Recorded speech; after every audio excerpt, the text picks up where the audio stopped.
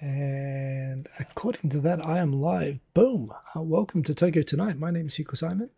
This is 10:30 p.m. Actually, 10:34 p.m. Japan Standard Time. Good to see you as always. Yeah, hope you've had a good week. Great to see we've already got Cobras Tenshi in there. We've got Aaron there. Good to see you. Wave and a boom right back at you. We've got Eric Bailey, Odie Jr. Boom diggity. Yeah, I just sent up the tweet for this just now. So, yeah, we'll let people roll in a little bit. We've got 6 people watching at the moment. Yeah, hope you're all doing well. Yes, I did something stupid during the week, and as a result, I hurt my back. So I've been laid up the last few days. I'm feeling a bit better today. Pardon me.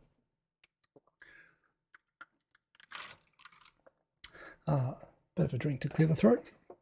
Yeah, not a lot of news going on, but yeah, no, I was supposed to. I found out that there was an event. Apart from the fact I've been running regularly and I've been getting fit and I've been feeling good, um, and going into work more, I thought I should start doing kickboxing again. And since I'm running so much, I was super fit.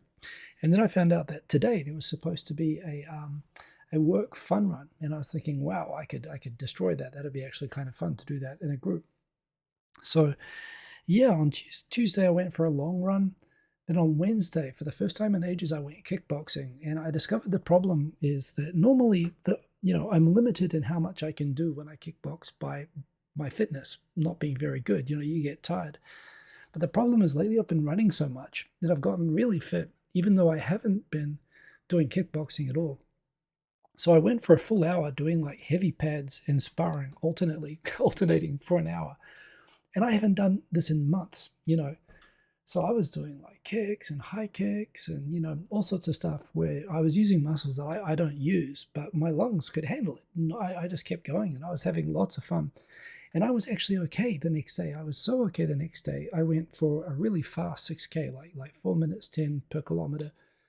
And that felt great. So I was still doing great. And then I was still doing great until the next day. I was at work and I was just sitting on the toilet at work.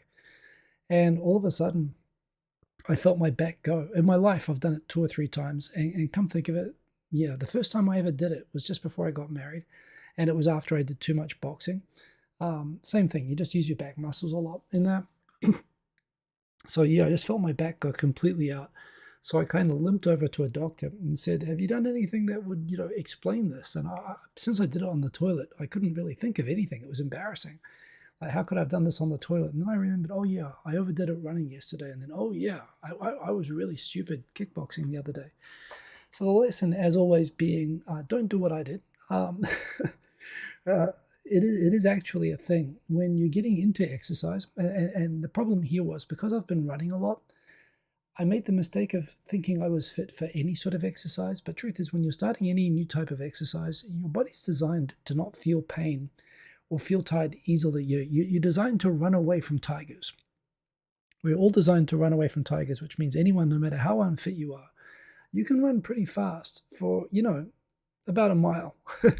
No problem. No matter how unfit you are, if you have to save your life, anyone can run fast and, it'll catch up with you and you'll feel like crap later on, but you can do it. And this is the thing when you're a runner that I used to get told that's definitely true is that it's really dangerous the first couple of runs because when you run regularly, your body gets used to it and your body starts to adapt and you start feeling and knowing to pace yourself and start slow and build up.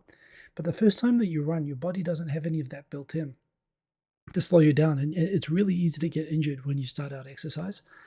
And I've been doing that running. So I thought, yeah, great. I can do that. Kickboxing will be fun as well. But I totally did not respect the fact that I'd not been using those kickboxing muscles in a long time. It was hella fun. It was so much fun. That was the other problem. I was having way too much fun. Yeah, the result is even when you feel like you're okay, the first at my age, honestly, 4 or 5 times. If you're younger, 2 or 3 times. Yeah, you got to deliberately make yourself take it easy, or you're gonna do what I'm gonna do. You're gonna get some sort of injury that's gonna slow you down for a couple of weeks. And this was like on Thursday, and I'm still like I'm better, but I'm still in pain. It'll come right this week, and I don't know. I guess I've got to leave it another week after I feel better before I start running again, which is annoying. And I missed the work run today, which was, yes, that's punishment. But what can you do? Lucky there was no tiger in the restroom. Well, yes, indeed. I think I would have fooled myself into thinking like I could take him. But yeah, that sucks. But other than that, yes, hopefully this doesn't become a show with me talking about my my aches and pains.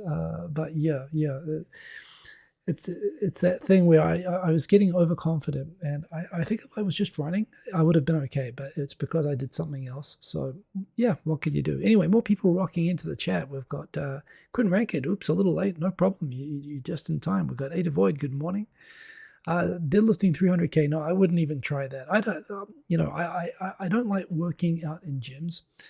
I don't, doing weights and stuff like that. In the middle of it, I think, why am I doing this? The great thing about running is, you know, by the time you think, why am I doing this? Even if you give up, you still have to turn around and run the same distance back. You've got no choice. But in a gym, you can just walk away anytime. That's why I can't do weightlifting. Is this my life? I'm sure it is. Hi, good to have you in here. Yes, tigers indeed. Tigers can run much more than 1 mile, though. Yeah, and honestly, probably you wouldn't make it a mile, but you get up a tree or something like that. But that's basically it. We're just designed to get away from predators in short notice, anyway. But that'll mess you up. It'll make you injure yourself if you're not careful. That's the point. Kelvin. Yes, indeed. Show about getting old. Yes. Kustos, thank you. And yeah, I'm feeling better already. Like I say, I was just an idiot. Although it is also definitely, yeah, I must admit, I felt good. I felt perfectly fine about like turning 40. And it hasn't really bothered me much until lately. And honestly, I still feel fit. In fact, in some ways, since I've lost, I'm the best in terms of weight and in terms of health because I've been deliberate about it since the pandemic that I've possibly been like since I was in my 20s. But yes, I'm getting a good reminder that my body doesn't recover or adapt quite like I'm in my 20s. I have to be much more deliberate about things. So yeah, So anyway, you can crawl, you can walk, you could even buy an ice cream if you want to, but you do feel like you're sort of guilted into running the rest of the way. You kind of trick yourself into exercising when you're running, which is why I like running. And that the scenery changes. That's what I hated about track or working out in gyms as well, is that, I like to look at scenery. I basically think of it as like, aggressive walking. So yeah, that was me. I didn't put into the topics, of course, what's been going on in China and the UK, other than both have just been morbidly fascinating. And of course, the stuff going on in Ukraine as well. I mean, the world is going to hell. And it's in that light that I must admit I'm kind of happy that the biggest tweet I did this week was the sleeping bag, the fried chicken sleeping bag, which of course we're going to talk to. It's an important item. But yes, we have our problems here in Japan too. The UK is like, it's funny. I should be respectful here. My sister is from Australia. I'm from New Zealand. But we sort of went off in different directions. We looked at the world, and she thought she wanted to go to the UK. Because it's got all the culture, and she wanted to go study there and so on. And I do get that. And that's what the majority of people in New Zealand and even Australia do when they go overseas to go work. For myself, however, I was kind of thinking, why would you travel all the way around the world to be in a country that's basically, one, that my ancestors tried so hard to get out of, and two, that's like culturally the most similar to the country that I'm in on the opposite side of the world. Like, why not go somewhere different and interesting, is my view. And that's why I came to Japan and my sister went to UK. And honestly, I've just never really kind of seen it as relevant. I mean, the UK is an important country and a big country and so on. But yeah, it's kind of like just through my life, from the end of the empire to joining the EU and cutting off the Commonwealth, to then leaving the EU, to now falling apart internally, and it's just becoming less and less relevant. And whenever I see news about the UK, it's actually at the point that I was starting to think maybe I should stop reading the BBC, just because really, like, the UK, other than being morbidly interesting to watch, is not really relevant anymore to anything. But props to the UK. They're finding ways to stay interesting and relevant. I mean, not in ways that I think are necessarily good for the UK, but becoming basically like a meme country the way that they are. The stuff with the wet lettuce actually outlasting the latest prime minister. And the fact that the last prime minister, who had to resign over basically incompetence and corruption and having COVID parties and everything, is already back in the running. Yeah, it's like, and on the one hand, I know that people who support the opposition are like, let's have an election now. Now they're going to win. But I'm like, how did you lose to those people in the first place? And the Scots thinking, how did they vote to stay in? So yes, it's kind of like watching a car crash. It's just kind of, you can't really look away. But yes, I must admit, I've been watching the UK just with morbid fascination, just at what a complete mess it is in every way at the moment. Commiserations to anyone who's over there and dealing with it. But and I'm sorry, it's basically become like the Jerry Springer show of international politics. It's just something that you feel guilty about watching, but you can't look away. China as well. I mean, it's kind of funny watching how China really is, to the extent that they've always tried to distinguish themselves from being like North Korea or like other sorts of dictatorships, in that they do have a huge party machine and a system there and rules, and that there were changes of president, regularly in China. And now that Xi is pretty much just tossing out all of the rules, he's above the age limit, he's above the term limit, and he's just like waiving everything and basically kicking out all of the appointees of his rivals and basically positioning himself to be dictator for life over there. Of course, China's nothing like North Korea in many, many ways, economically, technologically, so on. But politically, that's the direction that they seem to be going. And it's scary. And again, it led to another thing, which I've got in the stories here this week. Francis Fukuyama, not Japanese, but a Nikkei professor in the US, has redeclared that the end of history is back. Which I'll come to, because that was like in the 1990s when you're doing politics as part of a bachelor's degree. That was like the main debate at the time, which everybody's been basically spending the last 20 years throwing rocks at, saying it was hubristic. And now he's saying, I think I was right again. So yes, maybe democracy really, liberal democracy really is the best system in spite of the headwinds it's been against. And yeah, tourism's reopening, and it's been interesting to see the reactions to that. I'm going to talk a bit about that tonight. Final look through who's joining, and then we'll jump into the topics. But yes, the world is definitely going to hell, says Aaron. Yes, it's unmistakable. I mean, and this is where, for everything going wrong, and things are going dramatically wrong in many ways, even in Japan, I still feel like we're doing relatively okay here as things go, just when I look at everywhere else. But, but yes, so we've got Kerberos Tenshi. Remember, if you want to get my attention, just do a Kerberos Tenshi to just say my name. It'll flash up orange on the screen, and I will go straight to those comments in between stories. You can request topics, you can ask me questions, you can make comments that you want me to read, and I will see them if you do that. So definitely do that thing. Well, you can take a taxi back if you get sick of writing. You can do that, but then you get sweaty all over the taxi. It's not very polite. No, I mean, I do feel like you feel sort of, obligated to run the rest of the way if you run. Kerberos Tenshi, I can say that on Friday I lifted 120 tons, technically speaking, by the power of Grayskull. Well, okay, an airplane carjack. Well, that's impressive. Wow, you were operating an airplane carjack and you lifted 120 tons. That's pretty cool. It's amazing that you can do that, actually.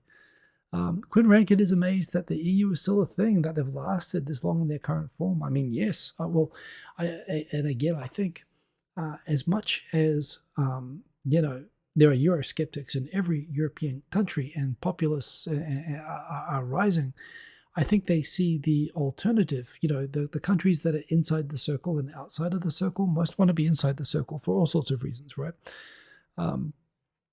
Obviously, you look at Ukraine, but also, you look at the former Balkan nations.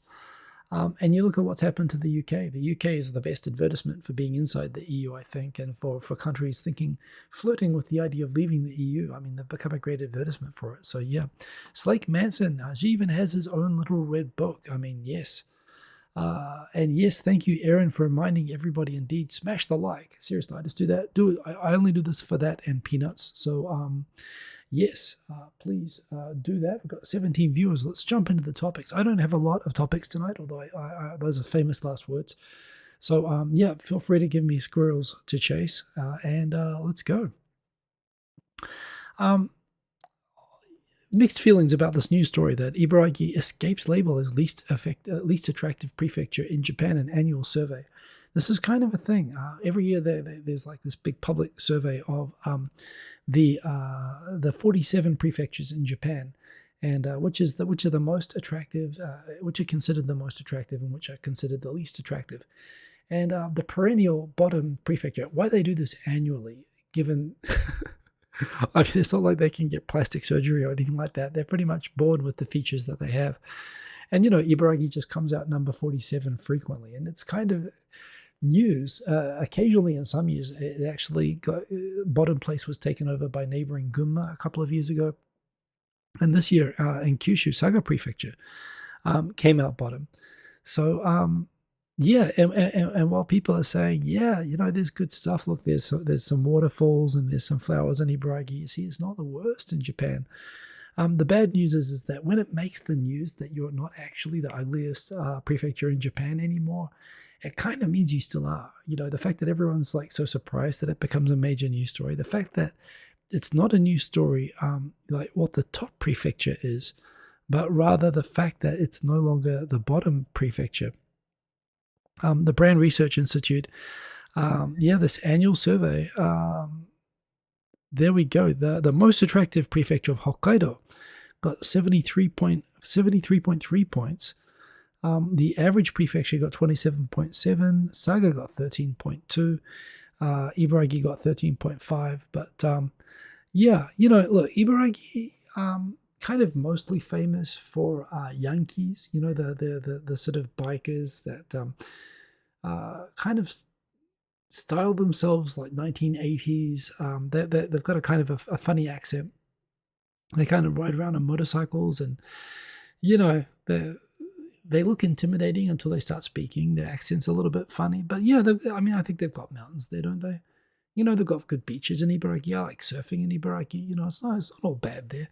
But yeah, there's not a lot going on. I feel like it's cruel that they make a news story out of second to last place. But that's what happens. Cobra Senshi, it was a good workout for your arms. Hydraulics make awesome things happen. I believe they do. Yes, indeed. Mr. Cordy Chep, good to see you.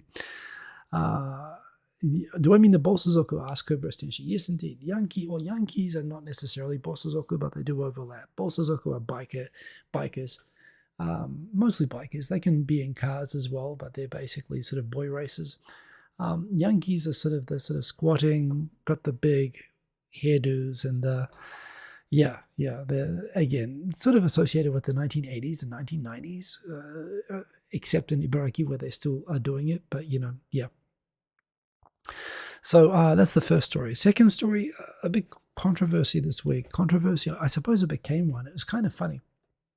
There was a news story shown on one of the regular commercial news networks showing foreigners are back in Tokyo, and without showing clearly, at least in the clip that was on the internet, there's a clip showing clearly a blonde foreigner like stabbing sushi with a fork and dipping it heavily, rice first, into soy sauce, and then all the rice falls off and then they eat it. And, I don't want to be accused of being a gatekeeper, but it was hilarious. It was funny, and I don't even think that it's actually like wrong. I'm not going to say, oh no, this is terrible. They're ruining the culture of sushi, eating it with a fork. I think it's fine to eat it with a fork, honestly. I even think it's fine to drown it in soy sauce if that's really what you want. Although the idea that, I can't imagine how that tastes good, and the idea that someone would do that thinking that's what they're supposed to do. What I didn't find out until after, well, there were two things that came up around this. I thought it was hilarious, and I shared it, and everyone else shared it because they all thought it was hilarious. However, apparently the longer clip showed that it was like a 7-year-old kid So okay, it was like everybody feel bad about yourselves. That was just a kid that you're all bullying, and even before that, some people were saying, don't bully people over, who don't know how to eat sushi. Like that's just being mean. And I must admit, I thought for a minute, yeah, you know what, they've got a point here, but it is funny. I mean, it was funny. It was really funny. And it's nothing against the person. I mean, hell, I've been there myself, and I've heard of people who actually will like drink the soy sauce after and do all sorts of crazy stuff. So there's actually like in Japan, sometimes they'll drink too. They'll like water it down, and again, not my thing, but you know.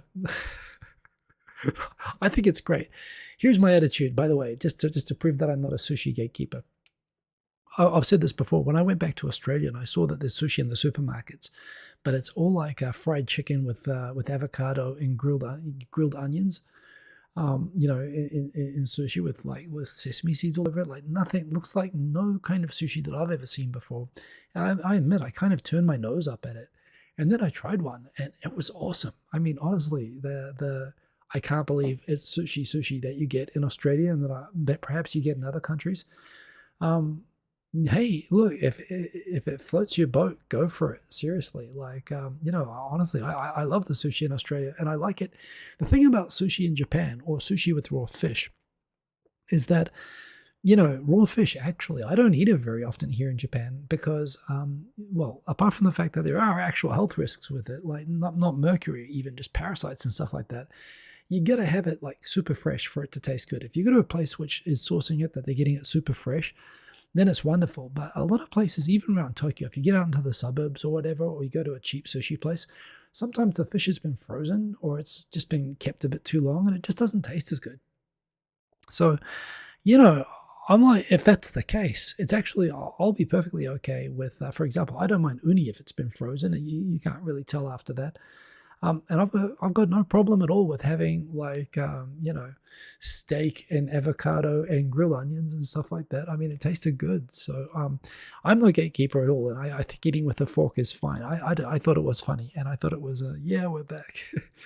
But credit to the people, better people than me being considerate. Like, don't be mean to people, and look, it's a kid, you horrible human beings. But even then, I still think it's great. Honestly, I think it's funny in a good way. So that's my take on that anyway. Oh, we got past 36 FUD. Hey, you've got my hot photo, 25 frames per second here. I mean, seriously, what else could you need? Let's nuke you. Boom, this will be fun. Timeout. Sending you to a timeout. Anyway, that poor abused sushi. Well, it's not. It's in a better place now. Eric Bailey, I drove out to Gunma on Monday. The mountain roads were amazing. It was so beautiful to look across the valley and see the houses on the other side. These voters are on crack. But this is the point. Most of the voters have never been to the prefectures that they're voting up and down. In fact, I'm pretty sure that most of the reason, for example, that Saga and Gunma and Ibaragi get roasted in these prefecture rankings are that they're just prefectures that people don't go to. It's not that they affirmatively think that they're ugly. Well, maybe they do think that. Maybe that comes into it a little bit. That they think of images of Yankees and Bolsazoku and stuff like that. But it's mainly just that they don't know what they are. They just think that, Northern Kanto is just, featureless and boring and so on. And they're not. People who live there, I mean, Gunma's got great skiing. Gunma's actually great. Like there's actual mountains, there's skiing, there's all sorts of stuff up there. So yeah.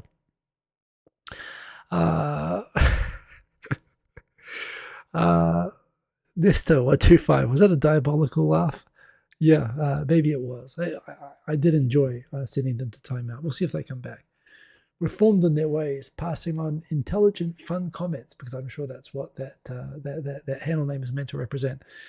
So yes, Nesta, you should, if you can eat with your feet, I say do whatever comes naturally. But yes, it did remind me when I saw that of the classic Ramen's skit. There's sort of Japanese cultural videos. There's one called Sushi, and it's kind of like a fake documentary on the appropriate way to eat sushi. And it goes through in a lot of detail, and it's very, very well done. It's like, geez, 15 years old now, but you should look for it. There's what's it called? It's like the cultural tradition, sushi by ramens. If you look for it on YouTube, use those words, you'll find it. It's a classic thing. There's one thing where they say that, when you have the sushi, you should hold it in the soy sauce until it noticeably changes weight. But yes, classic. Isn't Scuba in Ibaraki? I was just thinking, I think Scuba is in Ibaraki. Is it in Gunma or Ibaraki? I mean, it's up there somewhere anyway. Hey, they got space rockets and smart people and stuff up there. So, who knows? Yeah, speaking of the cult of sushi, yeah, the Unification Church is now undergoing a special Kishida probe. It's the government's announcing it's going to do an investigation to see if they've been engaging in illegal acts, which could lead to it losing its protected religion status, basically where it can claim sort of tax-free status as a religion.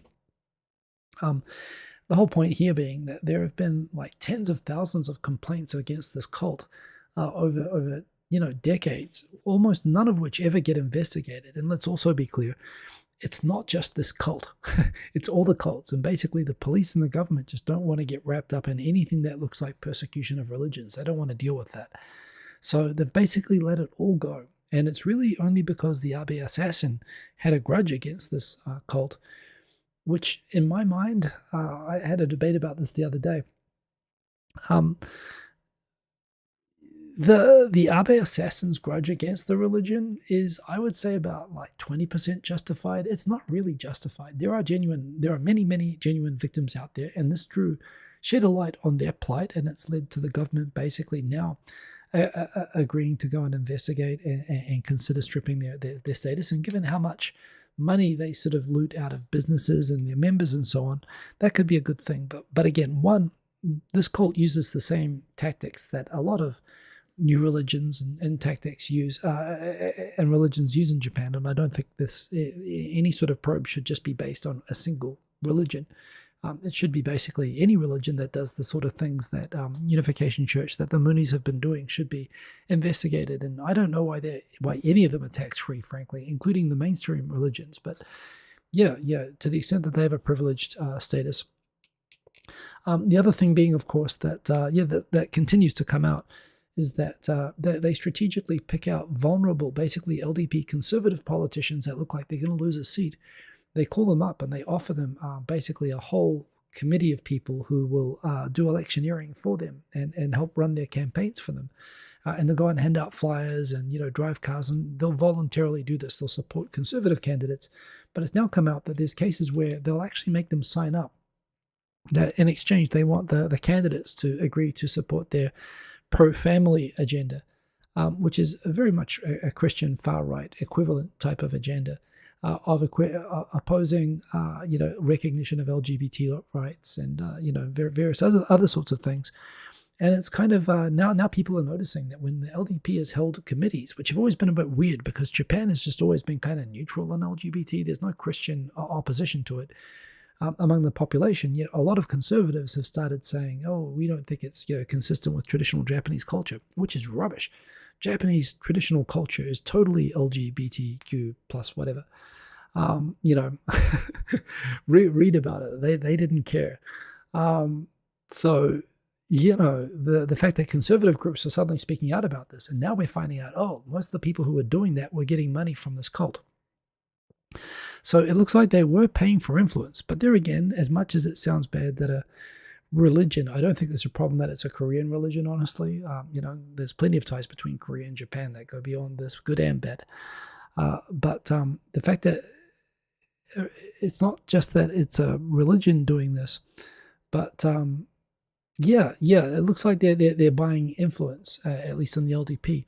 In which case, some are saying, well, that makes them look unique. But then I would remind that the coalition partner of the LDP is a Buddhist new religion that again, I have anecdotally heard of doing many of the same things that Unification Church does. And they have huge political power and economic power, much, much more than Unification Church. And it's ironic to me that Komeito is on the news saying, yeah, we really hope the LDP cleanses its ties with this cult. They're not opposed to LDP having ties with a cult. they're opposed to the LDP having ties with other cults. They want to be dating exclusively. So, yeah, again, I have mixed feelings about this. They're enforcing laws that are on the books that they should have been enforcing all along. But there again, oh, thank you. I see we've got the link for the Japanese tradition, how to eat sushi. Yes, thank you, Aaron, and thank you, Project X01. So yeah, on the one hand, it's good that they're finally enforcing laws that if they'd just been enforcing all along, perhaps we wouldn't be in the position that we're in now. Not that it would have made a difference on the Abe case, however, because the only theoretical victim who's lost money in this case is not the assassin, it's the assassin's mother. And the assassin's mother has made it clear that she's happy to give the money away. She's a true believer. She doesn't see herself as a victim. And I had some people on Twitter say, well, when you're in a religion, you can be brainwashed and, not really have free will, and you can still be a victim and be giving money away. But, you can be into crypto, you can be into collecting cars, you can be into video games, you can be into smoking cigarettes. There's all sorts of things which reduce your ability to have free will. But legally, if you're not an insane adult, you're free to waste your money on whatever you like. And yes, it sucks for your kids. It sucks for the Abe assassin. But in the end of the day, his mum is a self-proclaimed non-victim, and it was her money. So I don't have any victim for the Abe assassin. But yeah, it's making the government do what it should have done all along. So that's a good thing. Yeah, Kubri's Tenshi, that's right. There's a whole series. And I think that was like the first one that went really viral a long time ago. But yeah. Aaron, got to watch out for people that consider themselves true believers. Yes, indeed, the really nutty ones. This is what I love about being raised. I haven't been to church myself, like since I was about 12 or 13. But when you're raised in the Church of England, you just have to have a sense of humor about it. Because if you ever read the history, the fact that, apart from the fact that it was founded by Henry VIII, so there's a huge problem right there. And then basically every king of England who basically forced at gunpoint everyone to convert from Catholicism to being Anglican. And yet every king for 200 years on their deathbeds converted back to Catholicism. They were worried that they were going to go to hell for forcing everybody to not be Catholics when they secretly were Catholics themselves. Yeah, that's a good religion to have, because then it's basically impossible to be the idea of an Anglican fundamentalist is just, it's logically impossible. So that's what I kind of like about that. But yes, indeed. Hey, Bio McNeil, good to see you, sir. Who will rid me of this troublesome cult? Indeed. Oh, that's right. Watching YouTube cult. Well, I'd say this is healthy and enriching for society. So yeah, I think you should take a few leaflets and invite some friends and make them subscribe, please. I think that's the drill. This was just kind of funny. I think because Francis Fukuyama is an American. He's a Nikkei. This really has nothing to do with Japan. But like I say, this was the dominant. What I'd say, it wasn't an accepted theory. This was the theory that everybody was arguing loudly about in the 1990s when I was at university. And it's kind of funny. It's been, even at the time, scorn was poured upon it for being a typical American. It's basically, this underpins neoconservatism and neoliberalism in the United States, and a hubristic view of American foreign policy that it can do whatever it likes. If, in the end of the day, if it leads to more democracy, it's all good.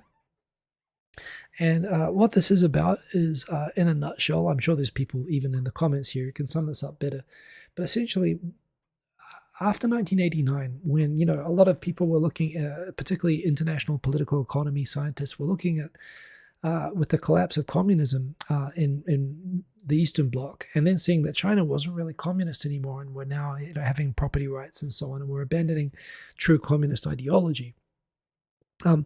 They basically came around and said that the theory put forward by Francis Fukuyama was wonderfully simple.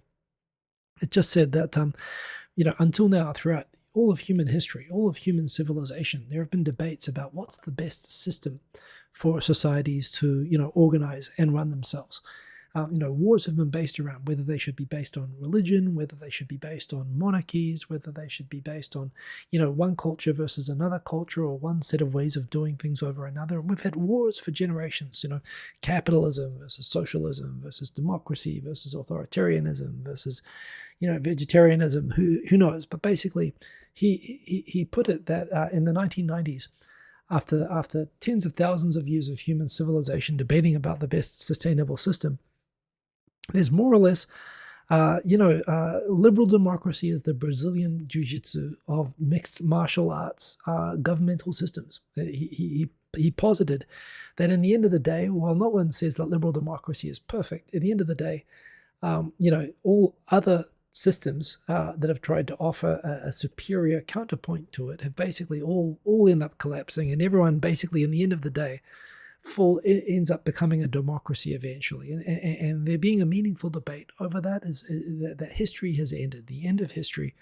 is that the end of the human history of civilization debating over the best system of government is now at an end. And he said that doesn't mean that everyone's going to become a democracy now. It just means that the debate over whether whether there's a better system than democracy is now at an end. We've now realized that the best, we've kind of arrived at the kind of messy, but still, there's not going to be any big clash of civilizations, at least arguing about models of governance like this anymore. And basically since and everyone sort of said, early 1990s, this came out, and everyone said, oh, this is America, having a victory parade at defeating communism and saying that, the American way's won out and nobody's ever going to come up with anything better. And aren't we awesome? Which is, that's the way a lot of people summed it up. And it informed a lot of thinking that went into the idea that it was good for Iraq to go and invade Iraq and make it a democracy. A lot of the American missteps of the 1990s were partly, self-justified. It was became in some ways some people misinterpreted it and took it as a new form of manifest destiny. But it also justified the foreign policy with China, that if you make Chinese people rich, people could see China developing and becoming seemingly more reasonable and more modern. And there was this theory that, and they saw it the communism. I mean, it certainly is still authoritarian right now, but there was this belief, as people could see China rolling back true communism from its ideology, just as Vietnam has also done. They could see it moving towards a market economy, and the belief was that if it becomes a market economy, it will also become less authoritarian, just naturally over time. And this is something that in the 90s, the Americans invested a lot in. And a lot of people pointed out when we got to 2000, they said, yeah, maybe we were right about that. I mean, democracy certainly seems to be getting attacked from the inside in many countries at the moment. A lot of countries are questioning whether democracy works. Although, again, I think he's positing here that it's not for a better system being proposed in its place. It's more sort of anarchy and authoritarianism that's going the other way. But other people have pointed out that authoritarianism has been rising. More countries have been becoming more authoritarian over the last 20 years, and that is also a trend. But yeah, he threw out, apparently, and I haven't had a chance to read the whole lot, just like nobody's read the full end of history thing. I read it decades ago. But yeah, he's suggesting actually that the sort of backlash against authoritarians perhaps overstretching, no more so than Russia. Interesting seeing what's happening in China right now. He's saying is actually reaffirming that, yeah, there isn't actually any superior model at the moment. That nobody's establishing a counter to sort of a liberal democracy. So, yeah, it's kind of interesting. I mean, just triggered so many responses. So many people have built their whole academic careers on tearing down this idea. But I personally like it. I like this. I like the simplicity and the optimism of it. But it's a much abused and misunderstood theory anyway.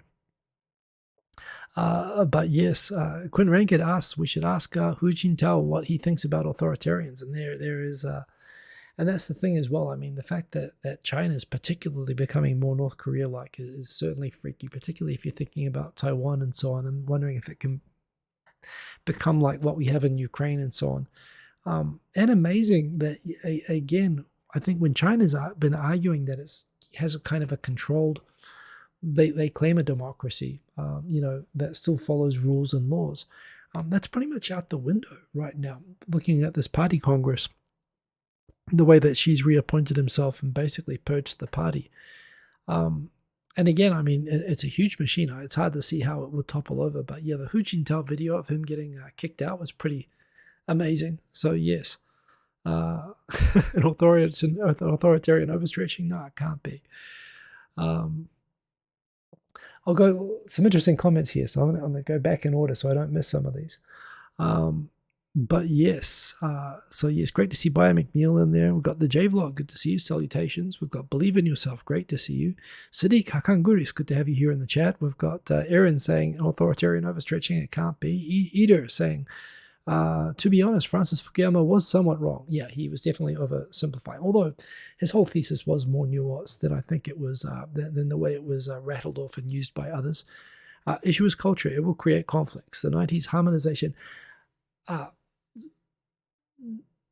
He never proclaimed an end to wars or even an end to conflict or anything like that. He just said that, the pretense that there's a better system out there waiting to replace liberal democracy would no longer be at the core of wars. He said that wars would be over more practical things. It'd be over pure power or resources or other things. He didn't say it would actually be an end to wars per se, and that is. And in a way, this is one way in which some people think the clash of civilizations hypothesis isn't inconsistent, although some suggested that civilizations were going to replace ideological systems as a basis for clashing. I do think that the whole clash of civilizations thing was also abused, and actually was more of a BS hypothesis actually. But yeah, I do like Francis Fukuyama, and I just love seeing the outrage that he caused by suggesting he was right all along. Macaulay, good to see you indeed. Ohio, good to see you. So yeah, back into what else have we got in here? Foreign tourists are back. We're all sort of braced for outrage at foreigners not wearing masks and stuff like that, and so far it doesn't really seem to be the case. Honestly, nothing to see here seems to be. It's getting so hammered into tourists coming in that you have to wear masks everywhere and follow the social rules, which is a little bit ironic when you consider that the government's to Japanese people promoting not wearing masks outside anymore, even though everyone still is, at least where I am in Tokyo. But so far the kind of expected trouble of rowdy, drunken, hooligan tourists not wearing masks and running naked through the streets doesn't seem to have happened. The one thing I think I saw the other day was some posts about locals being annoyed in Zushi, an area where there's near Kamakura, where there's a big Buddha, sort of historic Buddhist shrine, of tourists walking and eating at the same time, which is bad manners in Japan. Not that Japanese people don't ever do it, but it's rare to see, and you get dirty looks for it. And people tweeting about foreigners doing that, a lot of foreigners saying that people have to chill out. But that's about the only outrage at tourists that I've actually seen. So far people seem to be actually, I think people are so glad to be coming back to Japan that, so far people are following the rules. We'll see how long it lasts, but that is a good thing. Nesta125, I see a lot of Japanese not wearing masks more and more in Saitama. I get the feeling, having been in New Zealand in particular, I feel like the more likely you are to use a car to get around, the less likely you are, the more of a hassle it is to put a mask on and off. I think when you're like me and you're in central Tokyo and most people around here don't have cars, you just put on a mask when you go out and it just stays on the whole time. It's a hassle putting it on and taking it off, and I could see how that would, in places like Saitama, make it so that people would leave it off more. But so maybe Tokyo will be the last. But we'll see. Gaijin are really loud in those trains, though. Okay, yeah, I haven't really noticed any yet, although I guess I haven't been around all that much yet. Goodma, 50-50 on the masks outdoors. So yeah, this is not Famichiki actually. This is Mossburger is actually giving away, I believe, as prizes. What is it? 200 fried chicken sleeping bags that are even shaped like a fried chicken. So apparently, in order to get this, you've got to go to Mossburger and order a Moss chicken pack And then you go on a drawer for basically being able to get their fried chicken sleeping bags. And I must say, I went for the socks. I've been for a lot of the rages about these sort of latest big things on the internet here. Personally, I'm not so drawn to the fried chicken sleeping bag, but a lot of people are. So, yeah, if you want to complete your Japan unusual popular objects, bingo quiz. I do have the socks. I have the convenience store socks and everything. You definitely need this to complete your set. If you've got to catch them all, you've got to get this the sleeping bag. A lot of people pointing out abroad in Japan probably needs this. He's a big Famichiki fan, if I recall correctly. Also, just something else I just remembered. I just watched a video today of currently Hannah, who seems to have run into some trouble renewing her work visa for Japan and has actually had to go back to Australia and to reapply for a work visa to come back to Japan, even though she's been working here for like 8 years and makes great tourism videos, often sponsored by local tourism boards and everything, and has a production company. The reason that apparently she was told to go out of the country and to reapply was because there was some issue with her form. But a quick word of sympathy. She makes amazing. I mean, I think she's with one of those, MCNs, the multi-channel networks that helps her with producing. I believe I might be wrong about that, but I think she's on an MCN, and that's partly why her stuff is such good quality. But no, she puts a lot of work into promoting Japan in a really, really great way. She makes really fantastic travel videos of Japan. It seems kind of a misstep. You talk about the sorts of people that the Japanese government should be like not only renewing visas for, but figuring out ways to encourage and help the top quality sort of travel vloggers like her, to be able to do more. And instead, they're not renewing her visa, which is just incredibly disruptive, right, to her life. She's got a boyfriend here. She's got a house here that she still is paying rent. So I really feel like even if the form was wrong, immigration's, again, thinking about all the hits that Japan's image is taking, like with the apprentice workers and stuff like that. With everything going on and the need to sort of promote Japan now that it's reopening, to be kicking someone like her out is just ridiculous to me. So hoping, I'm sure everything's going to be okay for her. Check out her channel, subscribe to it if you. I'm sure more of you probably subscribe to her than me, but I think she deserves a bit of moral support anyway. I'm very sorry to hear that she's in the situation that she's in, and hopefully it will get sorted out as it should be. Not a lot of topics actually. Just got a couple more. We've got the DJ Sunny Side Up. You're late working and editing music videos. Yeah, good stuff. Good to see you in here. And Eric Bailey, good to see you as well. Don't know who is louder on the trains, Gaijin or Josh Corse or high school girls. Well, it depends on where you are, but generally that would always be foreigners. But yeah. Interesting trend here. This is something that was made the law in South Korea. And so it's super interesting that Yahoo, which now I think about it, Yahoo is run by Masayoshi Son. It's part of SoftBank Group, which itself is run by a Korean guy, although he's really I think he's a Japanese citizen. But in Korea, they had such a problem with online vicious trolling and, like driving people to suicides and stuff like that, that they actually had a law there that required all social media handles, including like for YouTube and stuff like that, had to be in Korea, have to be associated with an identifiable ID and a phone number, so that if people basically bully someone to death, like we've had a couple of notable cases in Japan, that the police can identify who is responsible.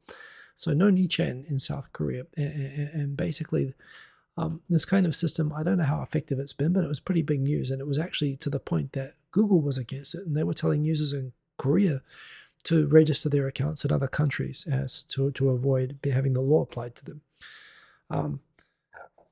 Interesting, with the same justification, but on a voluntary basis, Yahoo Japan has announced that they are, there again, I don't know how many people use Yahoo Japan logins. In fact, this is for commenting on their news sites. And again, I don't think people really look at Yahoo News very much anymore. But yes, now if you want to register an ID to comment, you'll have to register at least a phone number. And I suppose them being SoftBank, yeah, it basically means that they can cooperate with police requests to find you out if you're putting on defamatory or trolling sort of posts. So this is something which has been notably absent from Japan. I mean, Japan is the country that invented Nichan. America's got 4chan and 8chan and all these things which have gone crazy with anonymous free speech. That was invented in Japan.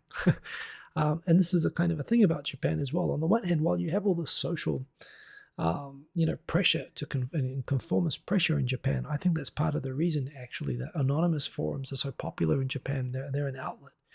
And it's why Japan was arguably ahead of the United States in this regard in developing that kind of use.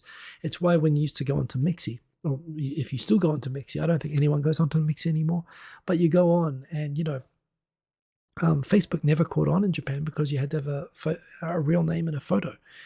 Japanese have always been kind of smart about anonymity. So yeah, the idea, even if it's not publicly to make you available, I'm pretty sure this is going to tank their news site. I also, however, worry to an extent that if this is them showing the government like a best practice, this could lead to the government making it mandatory for everyone, which I think is unnecessary, but we'll see. I mean, there have been cases where it has proven necessary, so who knows? But interesting that SoftBank has done that.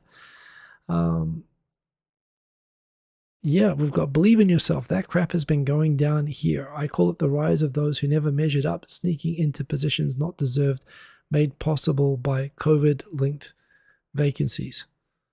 Okay, I think I missed something there. Believe in yourself. What was that? Was that about the fried chicken, or was that about attaching a phone number to your social media profile? Yeah, I feel like I've missed something there, but oh, I see.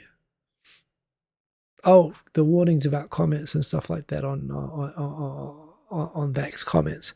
Well, this is a different thing. This is actually not warning you about what you're posting. It's actually taking down your information so that if the police ever want to find you, they can find you. So in a way, it's arguably more intimidating perhaps than automated warning messages, but we'll see.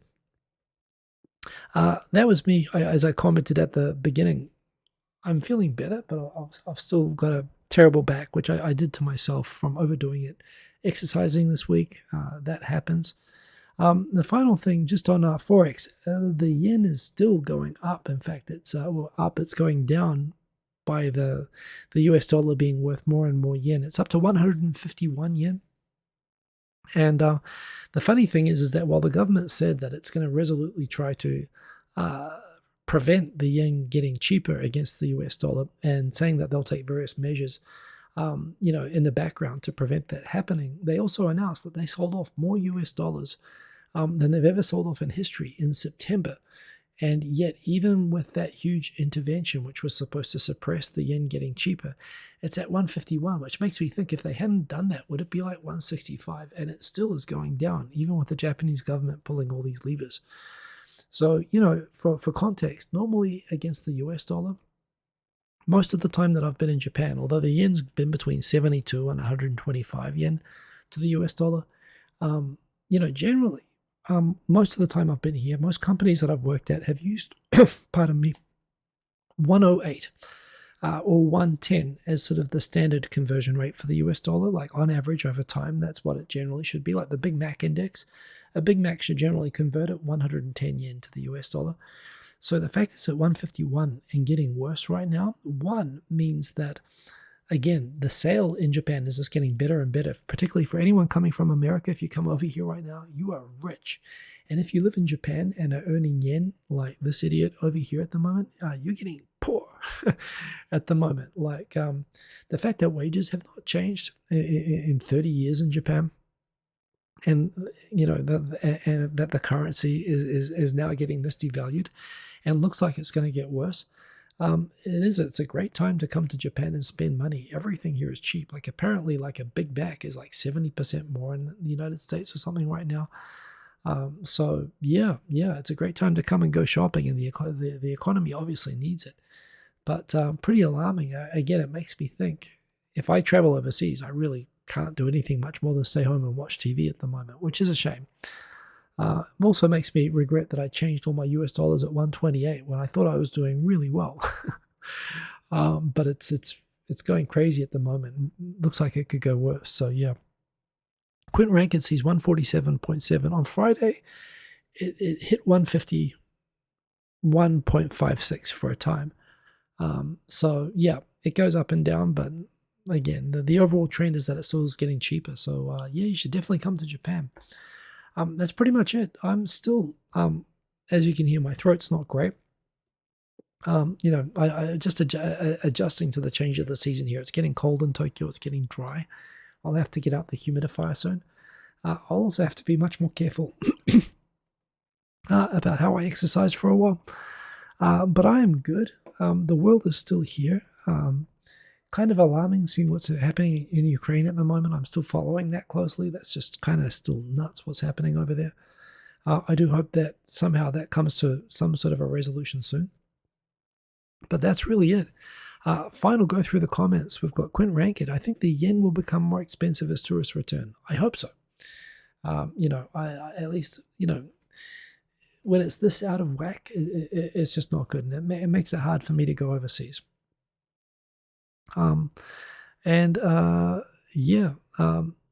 Edo says about FF. I don't know what FF means, but about FF being wrong was about the issue of neocon. Francis Fukuyama being wrong was about the issue of neocons running with the ideas. It's exactly correct. Thinking you could force deep political change through military means, hence the reinterpretation of the needs. I do think that his theory was appropriated by the neocons and, by people who didn't understand it, and it was just a flimsy framework for doing a bunch of just stupid stuff. And that was really what and the problem is the end of history hypothesis has been now linked with the neocons of the 1990s, and in a way that's unfair, I think, to Francis Fukuyama. But he was getting congratulated. It became sort of foreign policy doctrine for a while. But yeah, and yes, it does lend itself to idealism, which can go very wrong.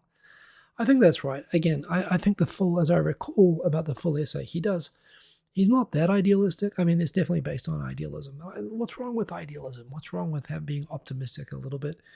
That we've found something good, but he was certainly open to the idea that there would still be wars, there would still be conflicts, even bad ones. There'll still be dictatorships, but fundamentally, people are not going to disagree about basically liberal democracy is the best system as an outcome. I still think he had a point there, but it's interesting that now he's using this opportunity to speak up again, especially when arguably America has the midterms coming up. And I hope not just for America, I hope for America and for the whole world. I mean, again, if democracy kind of falls apart in America, as it looks fragile at least, if it really falls apart there, it really causes damage to the brand like everywhere. And a lot of countries, I hope people don't forget how, to not take it for granted. It's a good thing to have anyway. So yes, that's the show. I'm going to wrap up. Just coming up on an hour. So thanks for keeping me company as you do every week. Remember, smash the like button. I do appreciate that. Do follow me on Twitter to keep up with me during the week and say hello and take care of yourselves. Don't get the Rona. I'll see you next week. Boom. Same time, 10:30 p.m. Have a good week, everyone. Ending the stream.